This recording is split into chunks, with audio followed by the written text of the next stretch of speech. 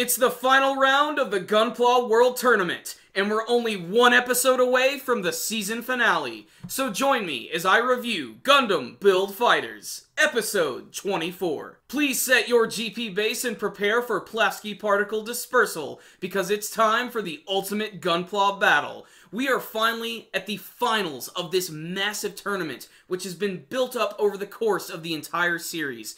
And this week's battle did not disappoint. It was Sei and Reiji using their tried and true Star Build strike, and it actually had a few new tricks up its sleeve. But they were going up against Meijin Kawaguchi, who's now being enhanced by the power of Arista, thanks to the Flana Institute and the asshole chairman of PPSE, and he's going to be fighting with his Exia Dark Matter, which is one of the most devastatingly badass variants I have ever seen of the Exia Gundam, and thank God it doesn't rip all of its abilities straight from that Gundam. It has a lot of unique qualities to it, aside from its incredibly badass color scheme. But this week's episode was pretty much just like a big 20-minute long action scene. I was not disappointed by it, and I'm really glad to see that there is going to be a final episode after this that's going to wrap things up a little bit more, and it looks like it's going to involve all of the fighters from the entire series. So it's just going to be another incredible fan service moment, and they're going to have to explain a little bit more about Arien and Arista. And they got into that a little bit this week. They explained that the chairman of PPSE is actually from Arien. He was a petty thief who actually found the massive Arista crystal, and suddenly he was zapped to Earth, and he was just sort of stuck. He didn't know what to do, so he just sort of hit the ground running, and he decided he was going to start a company, and that's when he met Miss Baker, who happened to be a Sailor Mask cosplayer, and she was pretty damn good at it. She's one of the main female leads from the original Mobile Suit Gundam. Check it out if you haven't. But it was really cool to see how all of that started. They really wrapped that up real quick, but they're still not quite showing us what Arien is and what the whole deal with the Arista crystals are. But the battle this week, it was great, especially how it immediately opened up. They're going to be fighting in space, and that's perfect because in almost every Gundam series, the final battle almost always takes place in space. And as soon as they start, Meijin Kawaguchi wastes no time. He immediately kicks them into the moon and then just starts wailing on them, ripping their arm to pieces, destroying their face, destroying their main camera. And the chairman is actually making things even worse because he's having Miss Baker actually change all of the battlefields while they're in the middle of the battle, and this is tripping them up, and they end up in these really tiny corridors where the Exia Dark Matter just basically just destroys the Star Build strike, slamming it into a wall, using all of its various swords. Not to mention, it's just so devastatingly powerful because of how he's being controlled by the Arista crystal, which is sort of resonating with the M-body system. So Kawaguchi at first seems like he's actually going to win the entire battle. I thought there was going to be a twist where actually they were going to lose, but no. As soon as the main theme of Gundam Build Fighters started kicking in, you just knew that they were going to win. However, it's really awesome because they have a lot of new abilities. You know, they do sort of end the battle with the typical, you know, big knuckle ability, but they do like a double version of it, which is really awesome. But throughout the course of the episode, they do these moves where they're able to, like, have all of these weird little, like, arrow things come around their body. Like, there's this one where they have this sword that they steal from the Exia Dark Matter, and they take the sword and they do this big circular motion, and you can see there's all of this energy forming around them.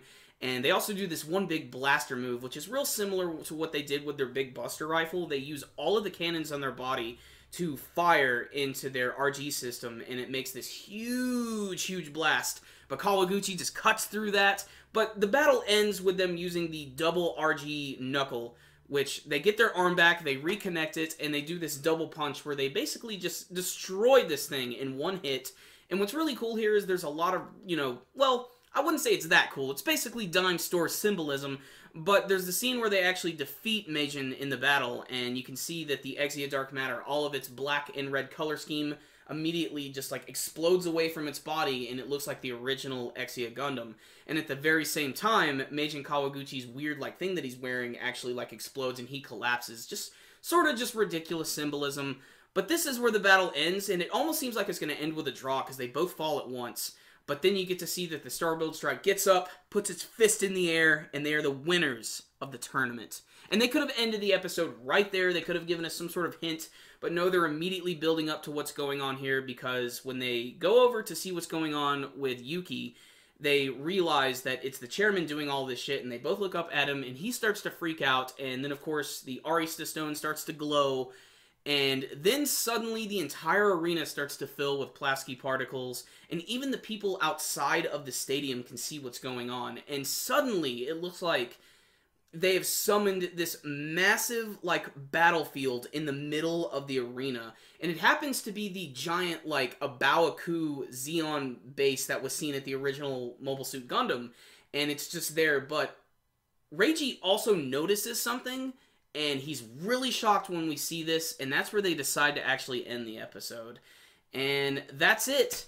It was awesome. Just a Mobile Suit battle that will go down in history, mostly because of how unique it is. The Exia Dark Matter, it has these two swords. One is a fire sword and one is an ice sword.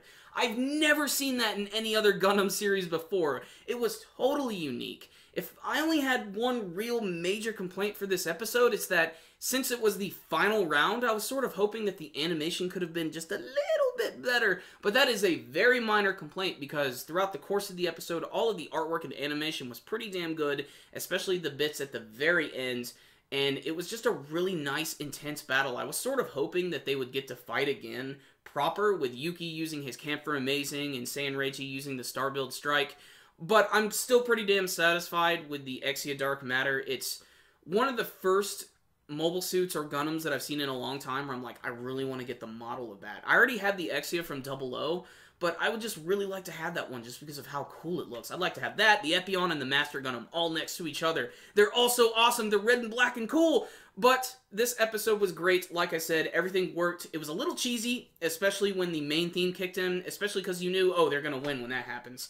It would have been a nice twist if somehow there was like a big record scratch and the song stopped and they ended up losing, but that wasn't going to happen. Every single time in these series, especially with big robots that glisten in the sun, as soon as the main theme kicks in, you know our heroes are going to be on top. But I really didn't think that they were going to lose anyway. You know, it's been building up to this moment, but it's good to see that the final episode looks like it's going to involve everybody in this weird final battle against something. They're keeping it very secret. All I know is the final episode has got to have a lot of explaining to do, especially about Aryan and the Arista crystals, and just, that's it. Just great episode. I have no complaints with this one, really.